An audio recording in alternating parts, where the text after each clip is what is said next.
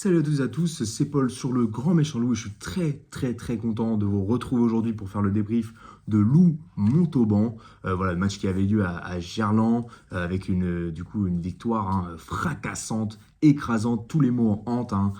C'était assez énorme, on n'a jamais vu ça, record d'essais battu par le Loup Rugby à Gerland, 11 essais au total. Donc stade pas très rempli mais quand même du beau monde avec les sœurs Féléou et il y avait aussi leur frère qui joue à Nuit Saint-Georges, mais sur la photo, vous voyez les deux sœurs, vous voyez à quel point je suis extrêmement à l'aise sur cette photo. Je la ressortirai quand même assez souvent parce que je suis très content d'avoir pu prendre une photo avec ces deux joueuses que j'admire, dont la capitaine de l'équipe de France. Donc on fera bien sûr des débriefs et des avant-matchs quand ce sera la période du Six Nations féminin. Mais voilà, donc très content de cette venue. En plus, voilà, vous nous avez porté chance, donc vous revenez vraiment quand vous voulez. Je sais qu'il me semble qu'elle joue la semaine prochaine, on verra ça dans l'œil du loup, mais elle joue la semaine prochaine, potentiellement à Gerland. Ce sera à confirmer. Donc elles étaient peut-être venues faire du repérage, mais en tout cas, nous, ça nous a porté chance. Donc revenez voir les matchs de notre équipe quand vous voulez. Donc avant de commencer le débrief, voilà, la partie plus sérieuse du débrief, je vous demande de liker et de vous abonner. Ça m'aide beaucoup pour le référencement. Donc on va commencer tout de suite avec le résumé du match. Donc début de match parfait pour le Loup. Au bout d'une minute, on a un festival de Vaille Nicolo qui met le premier essai. L'arbitre va voir la vidéo. Il met un carton rouge logique à Montauban, qui se retrouve donc mené au bout de moins d'une minute à 14. Donc déjà il venait avec un groupe largement remanié, comme on l'avait dit dans l'avant-match, ça rend les choses beaucoup plus simples pour nous, on va pas se mentir. Et au final, on a 3 essais marqués en moins de 10 minutes, et les 3 par Jutta Vainicolo.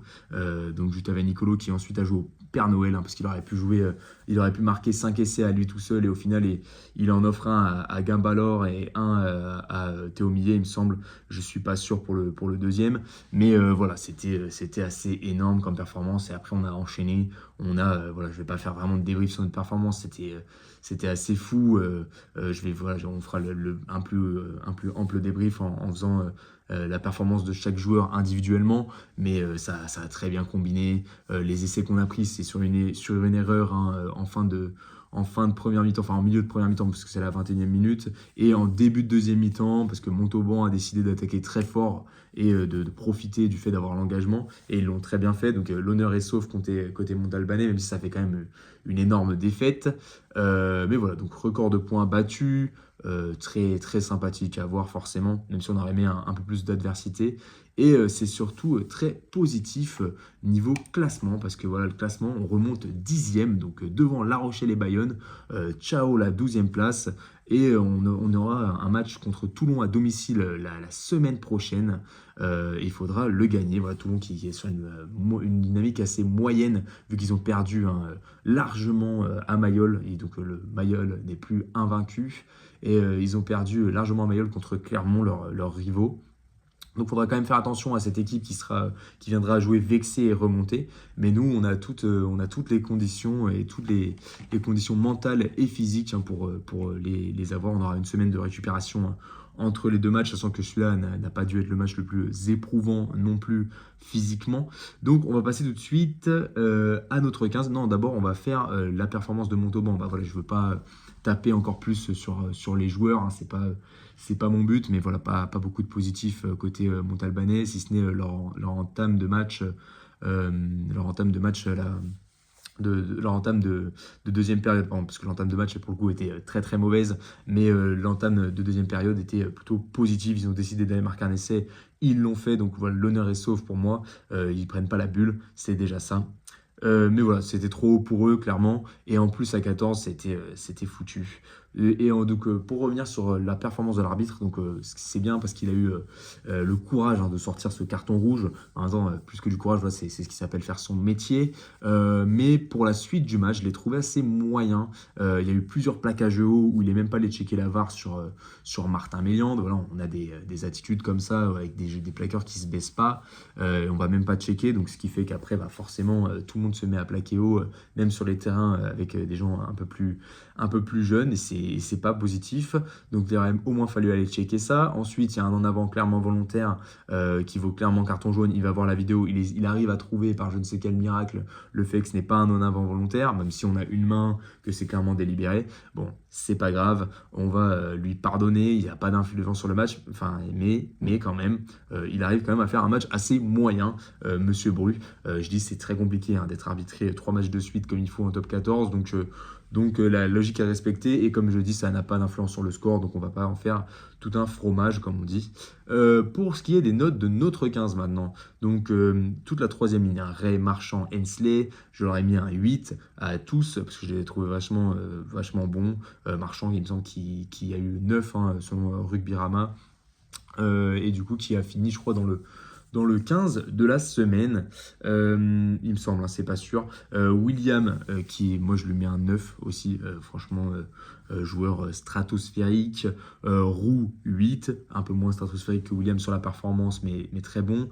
Notre troisième ligne, Cretin, Simon, Okuya, pareil, tous des 8. Voilà, c'est assez compliqué de noter en dessous quand on a un match aussi abouti et aussi fracassant. Cassant Méliande, la charrière parfaite, 9. Voilà, 9 millions, c'est vraiment pour le récompenser des 3 derniers matchs des 4 derniers matchs qui vient de nous livrer. Cassant 9 aussi parce que il a marqué un essai, il se la donne depuis le début de saison, il joue beaucoup plus que la saison dernière et je trouve qu'il assume. Van Nicolo, là je vais mettre le premier 10 de l'histoire de la chaîne parce que une performance stratosphérique comme ça, un triplé en 10 minutes, déjà c'est historique, c'est un record. Et en plus, il se permet de faire le Père Noël et d'offrir des essais à d'autres et d'être quand même premier du classement aux essais de top 14. Donc c'est vraiment un super mec et des super actions. Millet, pareil pour l'ensemble de sa saison et pour son match et son essai, je vais lui mettre un 8. Maracou, un 7 parce que c'est le seul qui n'a pas marqué d'essai et je l'ai trouvé un peu absent de la fête. Bon, après, ça va, je chipote un peu, ça reste un 7, c'est très bon. Mais voilà, un peu, disons qu'on l'a pas beaucoup vu pour son retour. Du Mortier, je vais lui mettre un 9, pareil, doublé, très très bon. Et Laure, un 9 aussi, parce que super fort et très très très agile, on va dire, pour ce qui est de jouer au pied ou pas, parce que là il a fait aussi des croisés, il a mis des feintes, c'était assez beau. Et le banc, je lui mettrais un 8. Mon homme du match sur ce match, ça va être Jabin Laure, voilà, parce que tout simplement c'est un joueur que j'ai pas mal critiqué depuis le début de saison, et là il m'a fait fermer le clapet, comme on dit. Donc moi j'adore ça quand des joueurs me donnent tort, et surtout quand c'est des joueurs de mon équipe. Donc Gabin Laure, homme du match selon moi, même si il y en a beaucoup qui le méritent aujourd'hui. Donc pour ce que je disais juste avant de faire ces petites notes, on remonte à la 10e place. Donc on a toutes nos chances face à Toulon, il faudra aller faire un gros match. Tout va pour le mieux, on croise des doigts pour la suite de la saison. Après on aura un match, après Toulon on aura un match à Perpignan qu'il faudra aussi absolument aller remporter pour avoir des chances de rallier le top 6. Et après on recevra l'Union Bordeaux-Bègles, donc il faudra aussi être assez énorme. Et bon, on verra tout ça en temps voulu, bien évidemment. Donc on se retrouve pour l'avant-match dans 2 semaines. Et encore une fois, merci à nos joueurs, merci à Karim Ghezal, leur coach, merci au staff. Vous nous rendez fiers depuis ce début d'année 2026. C'est assez fou ce qui est en train de se passer, donc bravo à vous et merci beaucoup.